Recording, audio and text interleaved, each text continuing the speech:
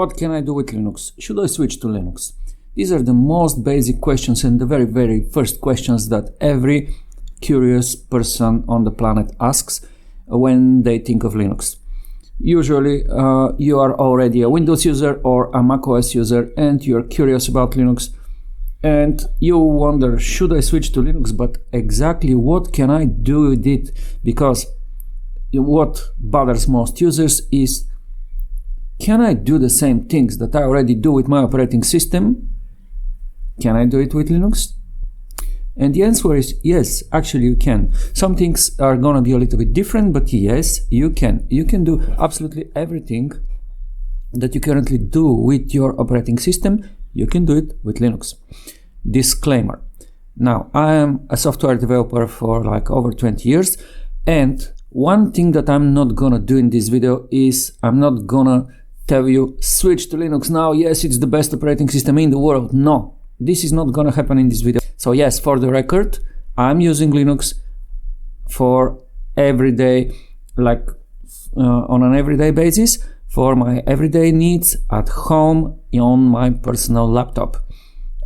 Just in case, I keep one laptop with Windows if I ever need something with Windows, but I do not use this laptop. The laptop that you're seeing right now and the laptop that I'm recording this video on uses only Linux. There is only Linux installed as the only operating system on this laptop. So yes, I do use Linux. No, I'm not gonna convince you, please, or you should install Linux and use Linux as I do. Why? Because people have different needs. I don't know what your needs are. So in this video, I'm gonna show you a little bit of what Linux is, what you can do with it, and I hope to help you take a decision, should you switch to Linux or not. For the record, you're looking at Ubuntu Linux. Now, there are many different Linux flavors. There are many different Linuxes, and basically the reason for this is because there are so many different people that all of them have different needs. And this is why there are different Linuxes, because each of them satisfies a different need, looks different, and people feel tools convenient in different way. That is why there are different Linux distributions, because each person finds convenient for him and user-friendly a different Linux distribution. Still, there are major Linux distributions and many people stick to them, and yet I'm not using one of the very major ones. Now, something that we should mention. One thing that I am trying to do is I'm trying to do usually short videos, and this is not really happening to me. I don't really succeed in making short videos. I'm trying to go like between 5 and 10 minutes, but the problem is I'm always trying to explain the things as clear as possible, and this usually takes time, and my video becomes like 20 to 30 minutes long. I hope this video could be a little bit shorter, but I don't think it will happen. Again, in this video, I'm going to show you in very general way what you can do with the Linux. So if you're a Linux geek, full disclosure, I'm not gonna talk techie in this video. I'm not gonna do technical details, showing and explaining and that kind of stuff. This video is for users who are curious about Linux. They are not technical, and I'm going to explain you in a very basic way what it looks like, what you can do with it, and I'm going to show you basically what the things that you usually do in your everyday journey with your laptop, what you can do with Linux. Okay, let's start. So first of all, this is how my Linux looks like. There are some distributions which are made to remind you a little bit of Windows, because, for example, here we have something which will remind you of the Windows Start button, and there is a menu with applications. So everything you see here are categories. Each category contains different applications.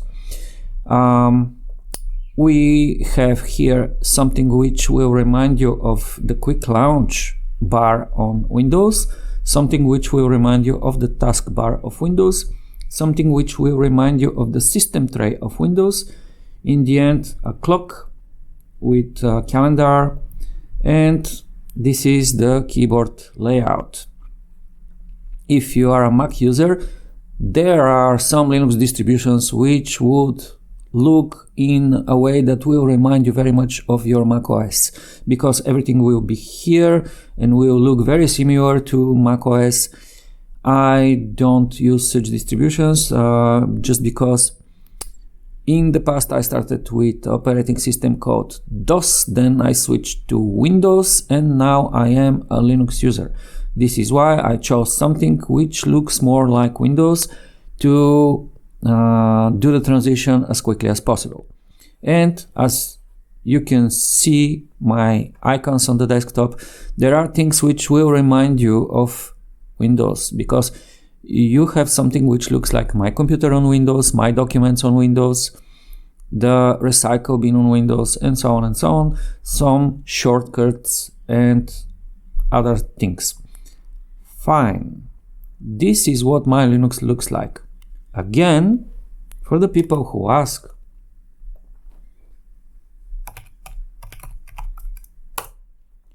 we are using Ubuntu Linux version 22.04.4 LTS. And this is an old laptop.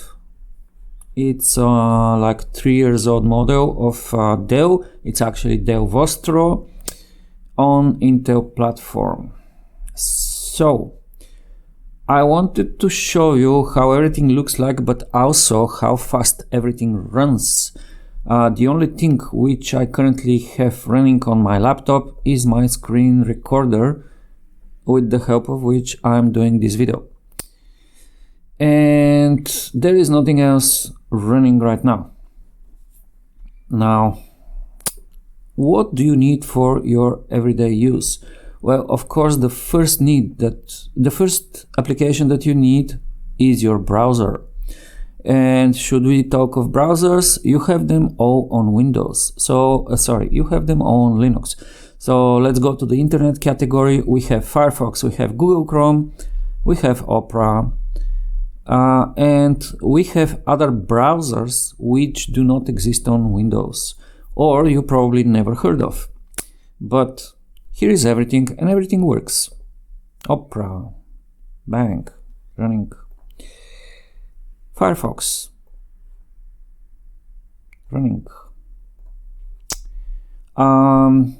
Speaking of speed, speaking of the Linux speed specifically, I already made a separate video called How Fast is Linux? And I recommend you seeing it. It shows you how fast my Linux on my machine boots up and how fast it shuts down.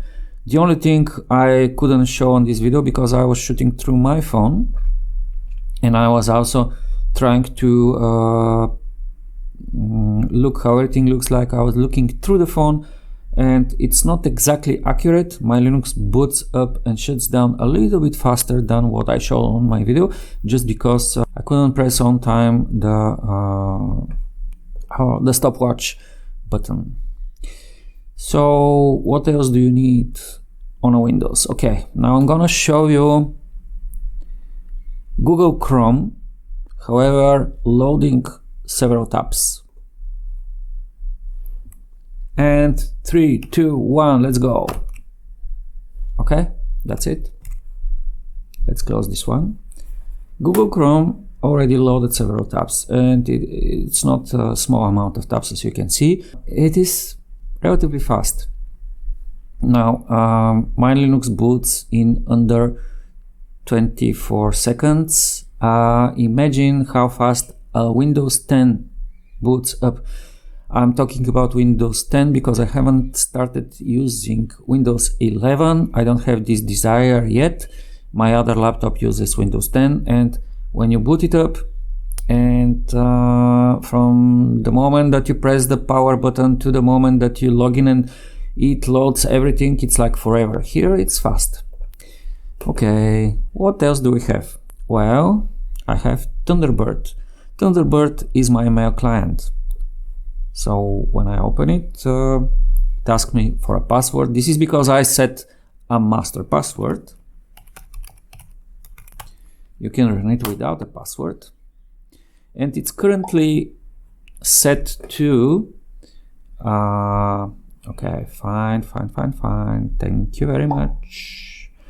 It's currently set to both download mails from Gmail and Yahoo Mail, and it works, as you can see.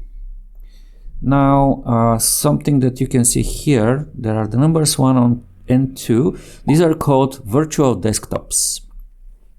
So imagine like having 2 screens connected to physical monitors connected to your laptop. Actually, your laptop monitor will be screen number 1, and an external screen monitor connected to your laptop will be screen number 2. So Windows can do this, Linux can do this, but Linux can also have it as a virtual laptop. So as you can see, I can switch between them, and I can, for example, have this application sent to desktop number 2. So it doesn't bother me on my main desktop. I can have it on a separate desktop. Cool. And this helps a little bit with organizing your everyday Linux life. What else can you do on Linux? Okay. Many people think that Linux is this huge, scary black screen. Well, a little update. The year it's 2024, and this is long years not the case. Now, at first, Linux has been what you can call a scary black screen, where you type just commands. But this is not the case for many years. Currently, as you can see, Linux is a full-blown desktop operating system where you can do the same things that you do on Windows. You have a mouse, you go around, you click things, they open, they close, they maximize, they minimize, they resize. It's the same thing. You have basically what they call GUI, graphical user interface, the thing that Steve Jobs stole from Xerox many years ago. Yeah, he actually did it. It's a known fact. Okay, what else can you do with Linux? Now, thing is, there are different people with different needs. So there are different distributions, as I said, Linux distributions, which serve and satisfy different needs. So there are the general computer user, for which this video is for. There is the guy who is interested in system administration. So such a guy would often be like a hacker. He would love to install the latest and greatest and maintain it and set up it, so this machine would be unpenetrable and totally secure and so cool, and he would feel amazing that he did that. He would time to time write bash script or let's say a Perl or Python script. He would brag to the friends what a wonderful script he wrote. Okay, that's one type of user. The other type of user is the guy who would become or is a computer programmer, so he would install things to create computer programs. On the other side, we have the gamer. He would love to play games on the machine. Then we have the hacker. He would be part system administrator, part computer programmer. There are different kind of people, but for everyday use, this is what else you would love to have. So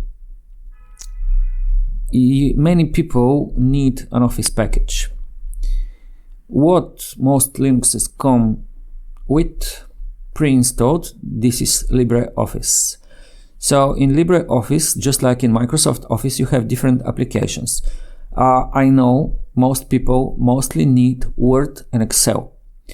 Do we have Word or similar application on Linux? Yes, this is LibreOffice Writer. Bam, it's loaded.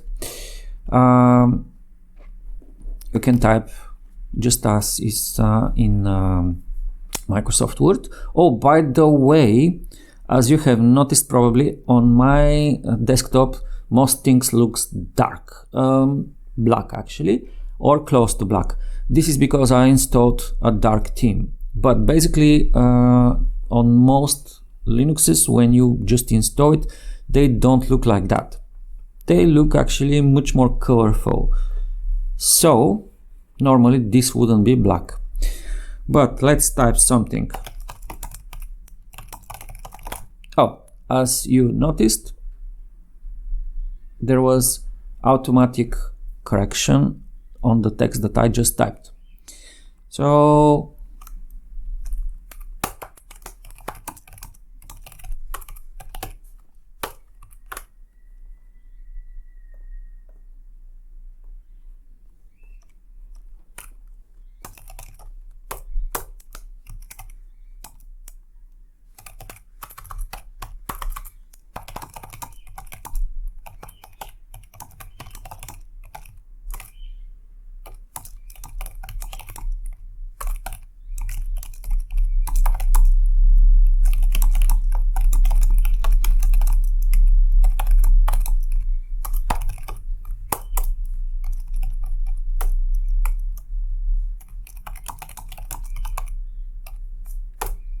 alright, basically you format a text just like in any Word document. You have the usual icons, you have highlighting, you have font change, you have font size, you have bold, italic, underline, and so on and so on. Does it look like Word? Yes. Oh, and you would ask, okay, can I open Word documents with this? Can I save documents as Word documents with this? Yes, you can. You can export as a PDF, by the way. You can save as different type of documents. You can choose as what document you want to save it. Fine. You can do tables, you can insert pictures just like in a Word document. Next important thing, Excel. So the Excel-like application that you can do in LibreOffice is called LibreOffice Calc. And it's a normal spreadsheet. But I have to be very honest with you here. Probably 15 years ago, I evaluated LibreOffice Calc compared to Excel. Back then, again, we're talking about 15 years ago. To be precise, it was actually around 2007 or 2006, actually 2006, so it's more than 15 years ago. So in 2006, I evaluated LibreOffice Calc against Excel. Back then, Excel was superior. I know if you are a heavy Excel user and if you need exactly the functions of Excel, and you, especially if you are an accountant or a bookkeeper, keep using Windows, use Excel. Now we are more than 15 years ago, we are more than 15 years later. LibreOffice Calc evolved. It is much more superior than what it was, much better. Is it better than Excel? This I cannot say right now because I did not perform the same throughout evaluation as I did before. For sure it's much better, but also I don't want to lie to you, is this better than Excel or not? But it's the same thing. If you are a basic Excel user, this is totally safe and totally cool for you to use it. So let's say we have some numbers.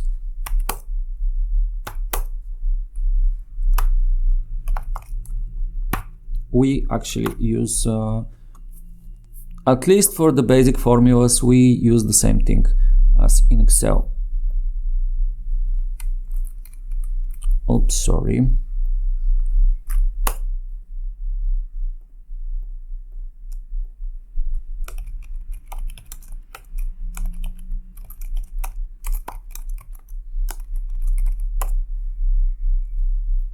Does it work? It works. And we have formatting. You can do different things. You can insert sheets, you can remove sheets. Basically, it's like Excel. All right. I know these are the three things that people would be most interested in: browsers, Word, and Excel. There you are. I just showed you what it looks like and how it works. So you're safe. If you are a basic Excel user, Linux is totally okay for you. You can use LibreOffice Calc. And since we talk about Windows and Linux, there is actually a very safe way for you to evaluate this. So when you Google LibreOffice, you're gonna be on the official website, and here you can download it, because this Office package is actually multi-platform. You can have it on Linux, you can have it on Windows as well. So you can install this for personal use on your current Windows machine and safely take a look at it, fully explore it, and decide if you like it or not. Just like you have every browser available on every operating system. So you can have LibreOffice available for every operating system, and you can have Thunderbird, my mail client, available on many operating systems. Now, I don't want to talk about macOS because I'm not familiar with it. I don't know if this is also available for macOS, but it is available for Windows for sure. So it's totally safe for you to download it on your Windows and try it. As you see, it looks very modern and can do a lot of things that you normally would do in your everyday journey. What else can you do with Linux? Actually, let's simply start browsing the categories, and let me show you what I have. And yes, the third thing probably people should ask is Photoshop. There is a free program which is available for also Windows, which is called GIMP. GIMP is short for GNU Image Manipulation Program, or should we pronounce it New Image Manipulation Program? I'm not going to explain exactly in this video what this means, but it's an image manipulation program. So here you can open, actually, so one thing I forgot to show. So when you click here, this is show desktop, just as you have it on your Windows machine, and this opens what you would call Windows Explorer. So this is basically a file explorer, file manager, whatever you want to call it. So let's go to, let's say, let's open some pictures. So for example, let's open this picture. We can just drag and drop it. All right.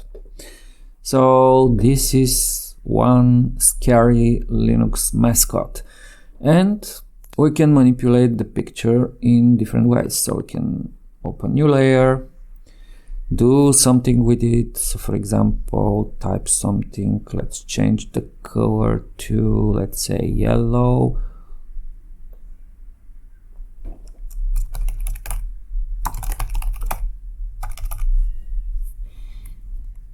We can additionally change the color to something else.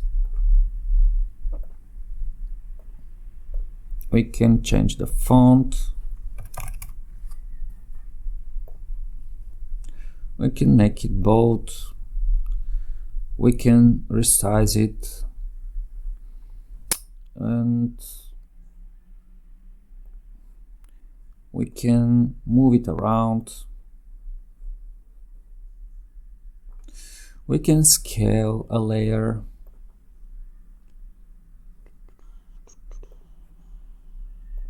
Let's choose percentage. Let's choose 80% of the current size.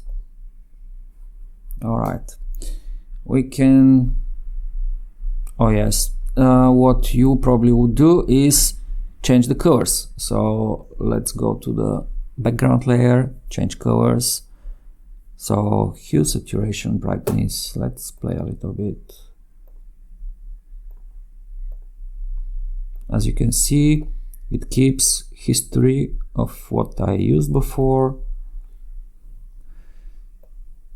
You can touch it additionally. Basically, it's just like Photoshop. And of course, you have the normal tools that normally Photoshop or any other program will have.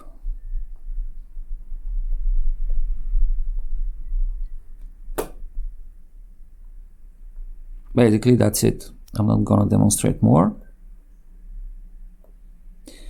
So yes, this is what I used for picture manipulation. So this is what most people would ask for. What can we use for image manipulation? Now, let's really go around my menu and my categories of software and show you what I have. So from the accessories, what I use very often is a clock. So I have world clock. I can have some alarms. I have a stopwatch, a timer,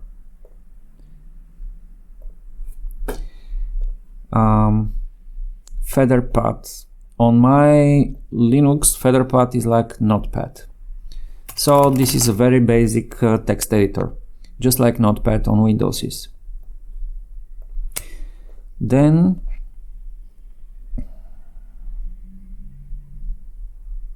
okay, I'm not gonna go over the rest. It's not gonna be interested for you. Now we're going to show the games category last. So graphics. So for example, I have something which I can make diagrams with.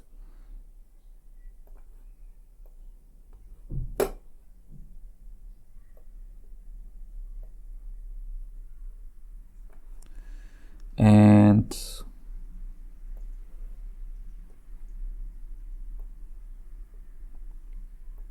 damn, it's a long time that I haven't used this, but we basically can connect the things and make a diagram, and it does have actually different figures, shapes that you can use in your diagram.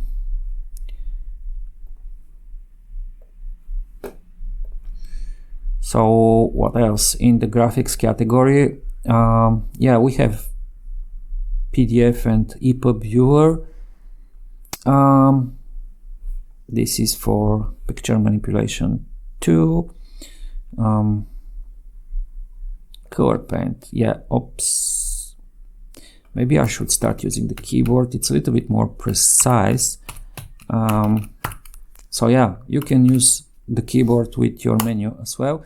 So this is more like Microsoft Paint, the good old Paint that you use on the good old Paint that you use on your old Windows machines. I haven't used it a lot. I haven't used it at all in the last months, so apologies for the bad demonstration here, but yeah, it's like Paint. So you basically have most and much more of what you have for Windows. Okay, LibreOffice Draw. This is actually something which is available also here in the LibreOffice package. I never used it, but it's an image creation program. So basically, what you get with LibreOffice. LibreOffice Writer is Wordprocessor. So think of Microsoft Word here. LibreOffice Calc is a spreadsheet. So think of Microsoft Excel here. LibreOffice Impress is a presentation application. So think of Microsoft PowerPoint. I am not familiar with these two because I never use them, but Draw is, you can create images with it, and Mat is for mathematical formulas. I never used it. So this is basically the entire Office package. What else? In the internet category, oh yes, probably many of you use Discord.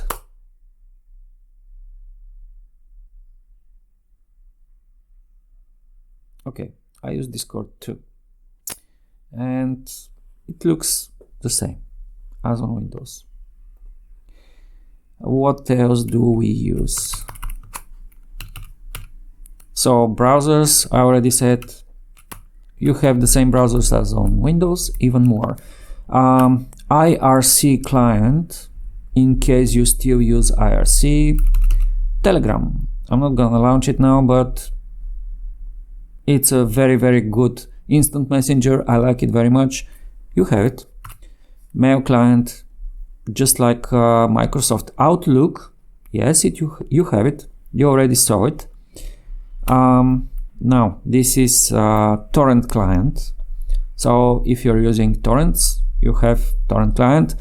I personally use it to download Linux distributions sometimes. And Zoom, yes, many of you use Zoom professionally, so yes, you have it here. I think this is enough for the internet category. So basically you see what you can use on Linux. It's nearly the same as you can use on Windows. So we just went over the graphics, the internet, and the Office category. We went over the categories. What else? So oh yeah, I totally forgot, sorry. So some things go miscategorized, but yes, you can have Viber as well if you use this instant messenger. And basically we reach the programming category. Programming category for me it's not much because a lot of the things are command line. So I do not use VS Code, but I installed VS Codium. I do not use it at all. I just tried to use it, but I don't like it. So what I use is Genie for everyday programming, or sometimes Vim, and I use some other tools. I'm not gonna go over it right now. Sound and video. So what I use to create YouTube videos, I use one thing called Kdenlive. Kdenlive, that's it. So let's see how a video looks like. Let's actually load the video. And let's start Kdenlive while loading a video. Alright, 3, 2, 1. Done. That's my video project. So as you can see, it looks like a normal modern video editing program. You load your stuff here.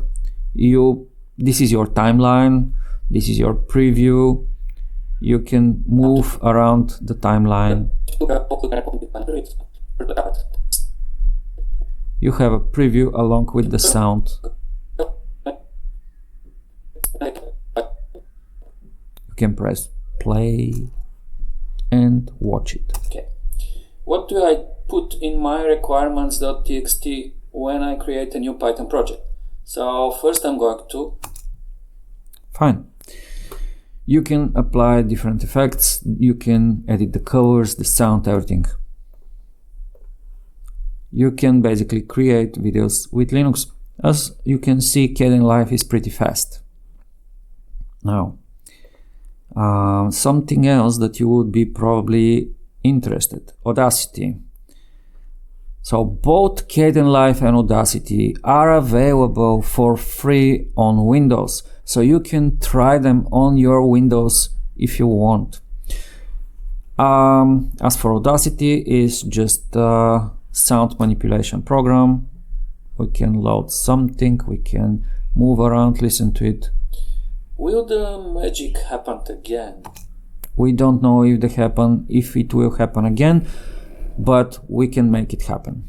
So you can zoom in, zoom out, make a selection, listen to it. In red. Great. You can analyze, apply effects. So for example, change pitch and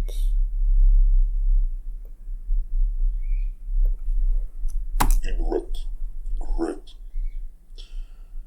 However,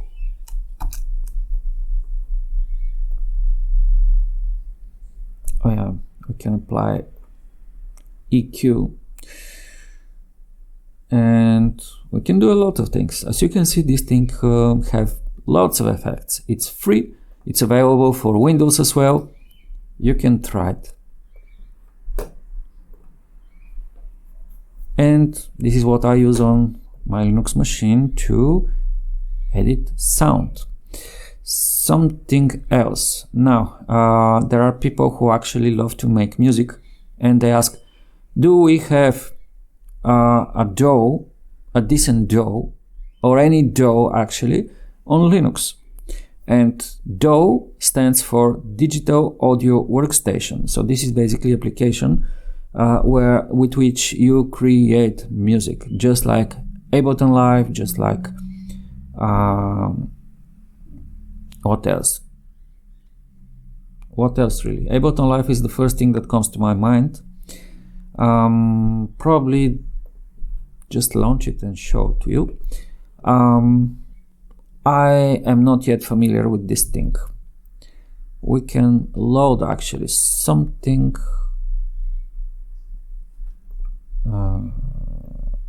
Okay, probably this is not a very good idea because I'm not familiar with it and there is no recent files. Recent files, very good. Let's listen to something. How do we press play here? Yes.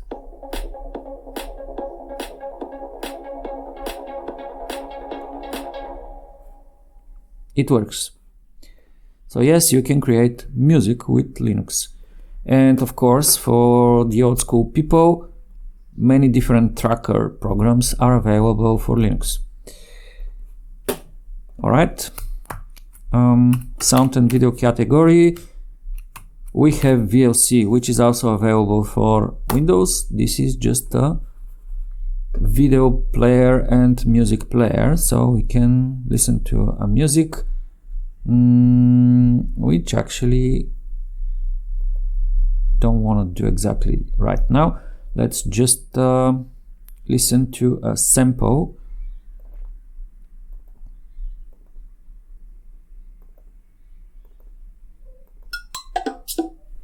All right, stop. It works. My videos. Okay, let's watch something.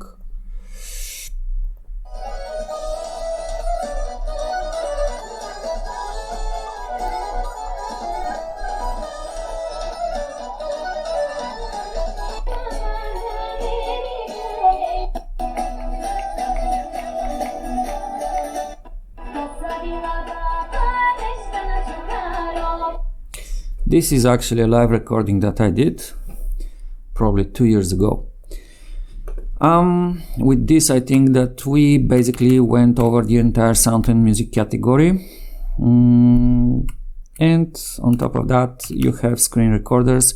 One of these screen recorders, which is this one, it's currently running and it's slowing a little bit my machine. So please excuse me if something looks slow. My machine is actually a little bit faster without this thing running on background. And finally, we are going to the games category. Can I play games on Linux? Yes, you can. Not the latest and greatest games that you play on your Windows machine. So if you're a gamer, keep your Windows. You can still have Linux on a separate machine or as a dual boot, but keep your Windows, because here there are some games which are going to run, but not all. I am a retro gamer. I rarely play new games. So let me show you some cool games that I like. The first game that I install on every Linux, this is Funny Boat. It can be set on full screen, but I don't like that. So basically it's just a little very cute arcade game that you can actually play fine.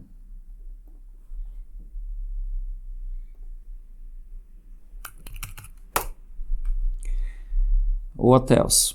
Let's launch something more spicy. Oh yeah, Poker TH, it's available also for Windows. It's the best poker Texas Hold'em, which is free and which does not involve actual gambling, because I do not gamble. Maybe little demonstration, start local game. Okay, fine. Looks very good. Bye.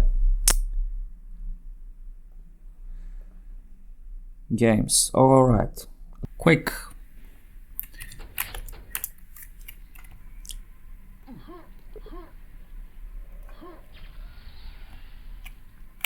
So everybody who is familiar with this game will tell you this is nothing new.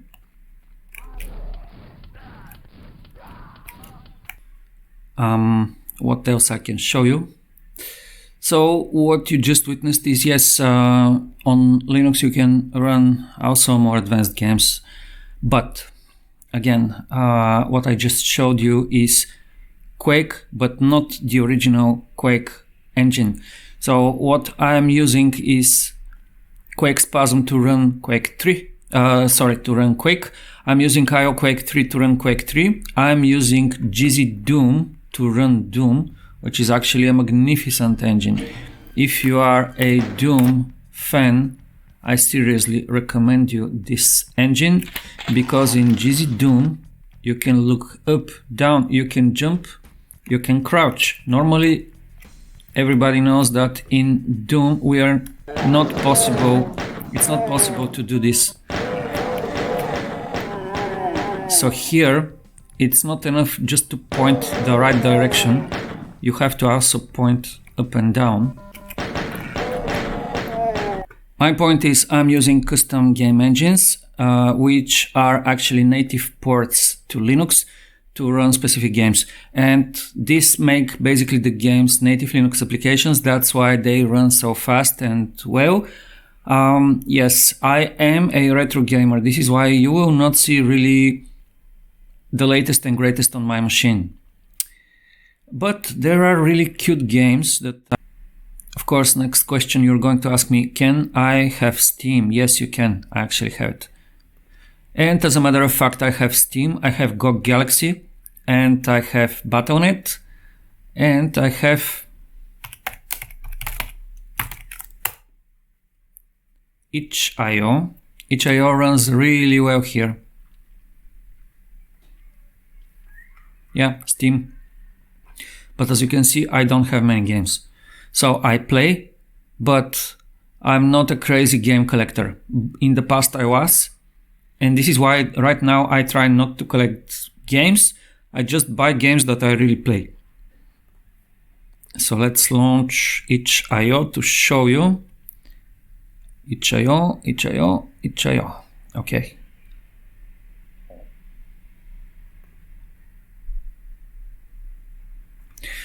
In case you don't know, itch.io is a magnificent platform.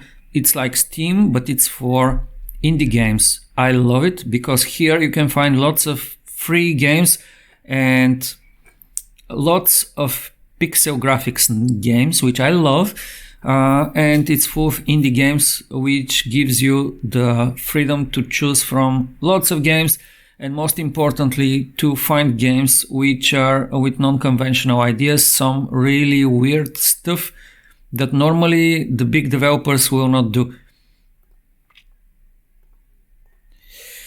Now the problem. I told you, if you are a gamer, if you want to play the latest and greatest, keep your Windows. It doesn't matter on a separate machine or on the same machine, but keep your Windows, because right now I have problem. I cannot run GOG Galaxy. I cannot run lots of things. I mean, some of the games on my computer simply are not runnable right now. So one thing to mention, I guess you're going to ask me, can I run a Windows application on Linux? Yes, you can. I'm going to demonstrate you with Windows 10 Notepad.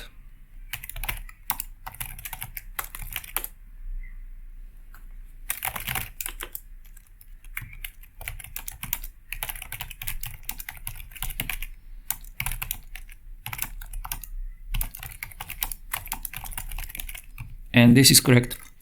This is the Windows Notepad here. So there are things which you can run,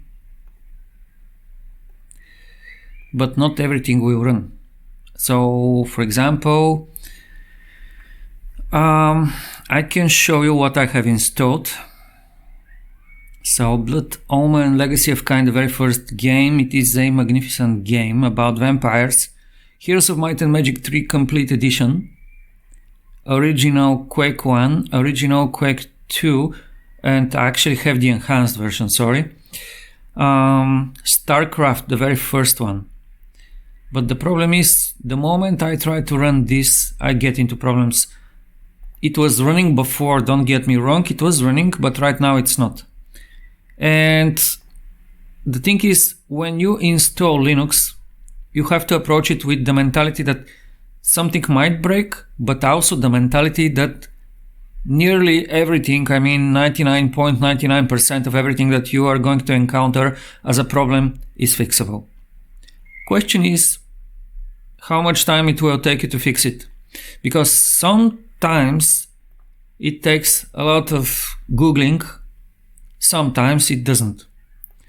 And I wasn't trying really hard to fix my problems, but looks like this version of Wine that I have installed right now, which is I think the latest, is causing me problems. So last night I tried different ways to install Heroes of Might and Magic Complete. So one was originally installed through GOG Galaxy, but there was a problem with GOG Galaxy, so I uninstalled it and I tried to install directly from the Heroes of Might and Magic 3 binaries, which I have downloaded from GOG, and the game installed and run.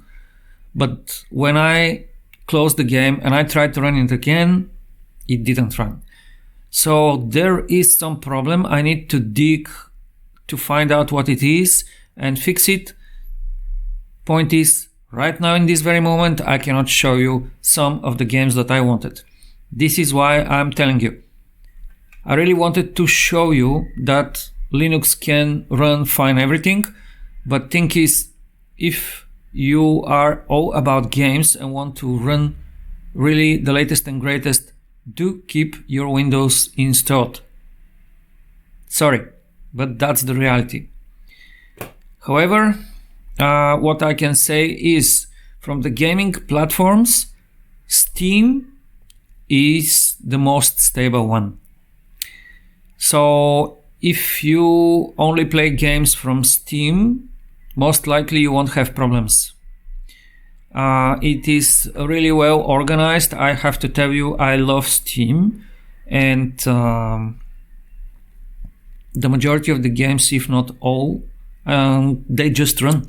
There was just one game from my library, which was some sort of a car game, which I cannot find right now. It was the only game not running on this computer. Everything else just ran, which is fine. You install it. The installation is super simple, super straightforward. You run it. It takes care of the updates. It's wonderful. I love it. So far about games, keep your Windows. What else? Yes, speaking of keeping Windows, basically when you install Linux, you can install it in several ways. So right here, right now, this Linux operating system is the only operating system on this laptop. But on the other laptop, I have Windows 10 and Debian 10 installed on the same machine as a dual boot. So when you turn on the machine, it will ask you which operating system do you want to load and use. You can choose. I want my Windows, I want my Linux, it will run. I have another super old laptop where I keep Windows XP and a very old version of Ubuntu running as dual boot. Again, when I switch on the machine, it will ask you which operating system I want to use. This is why I'm telling you it's very safe to have two operating systems, which in this case I'm telling you about Windows and Linux on the same machine. Only the first time when you are doing this, if you are doing it alone, I'm not going to lie you, it is scary just because you are not completely sure what you're doing. And I was scared when I did it the very first time. Also, I broke my installation, I think 2 times the very first time I did it, and one of the times I made my computer unbootable. But I said, okay, what the hell, and I fixed my computer and I made it bootable again, so it is okay. By the way, I apologize if you hear additional sound, but I think my phone was running some notifications. Anyway. Another way is to keep one computer with Linux, one computer with Windows. And of course, you can use virtual machines, so you can install Linux on a virtual machine. I'm not going to tell you what it is right now, but basically it's like a computer in your computer. One really cool thing that I'm going to tell you about. So you are familiar with these devices, USB memory stick. So get 3-4 of these. Each of them should be at least 2 gigabytes in size. I would recommend more, but don't get like 256 gigabytes, is of no use for what I'm going to tell you. So get 3 or 4 of these, install different Linux applications and try. You are not required to update, to install the Linux on your computer. There is a way to run the Linux only from the memory stick. Only from the memory stick, and basically you will have another operating system running directly from the memory stick. It's really cool, but it is not the point of this video to tell you how exactly to do that, but it's possible, yes. In the very least scenario, what you can do is just have basic Linux installation, like a basic live disk installed on a memory stick and run it from here. And again, you can have full live installation on a memory stick. But it is not the point of this video. Now, speaking of installations, how do you install an application on Linux? On this very laptop, this very Linux distribution, the application is called Discover. It is graphical, as you can see. and you can click around. These are all applications. It looks a little bit like Google Play Store. So for example, right now it tells me that this application is installed. I can remove it. This application is not installed. I can install it.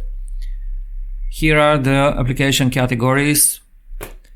We can click on an application, check screenshots. There is more than one screenshot, of course.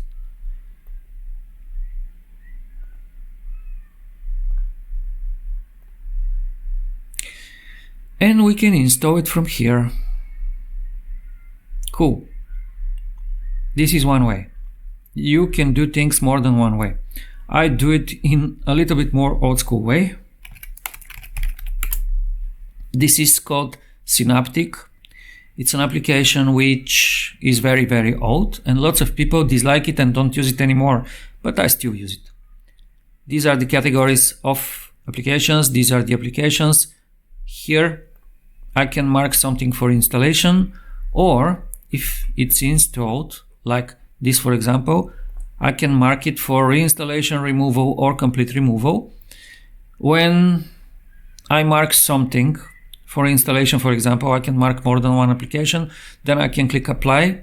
Everything which is marked for installation or uninstallation, it will take care of. And the last way is the very old school way. You can type app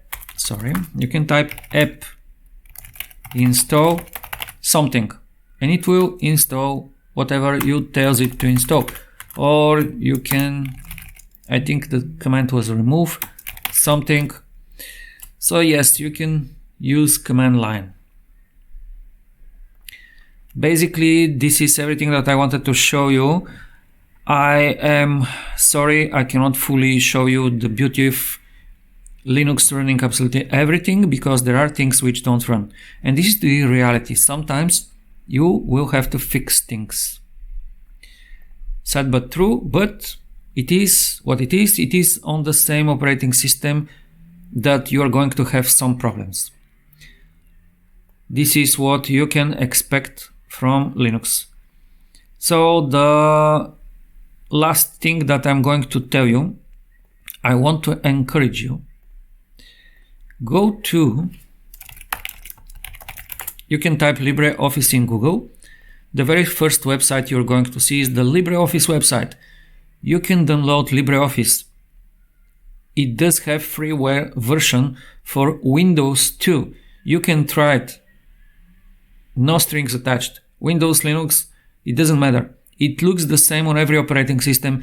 It is free on every operating system. Download it. Same with GIMP. This is a Photoshop alternative. Personally, I don't use Photoshop. I use GIMP. Free for Windows, free for Linux. You can download and install it. These are basically GIMP and LibreOffice are two applications that I seriously encourage you to try on your machine before deciding to switch to Linux. With this, I think I can finish my video. What I would love to have from you is, tell me, did I succeed to satisfy your curiosity? Is there something that you would like to know? I would love to answer. I'm Stray F. Thank you very much for watching. Goodbye.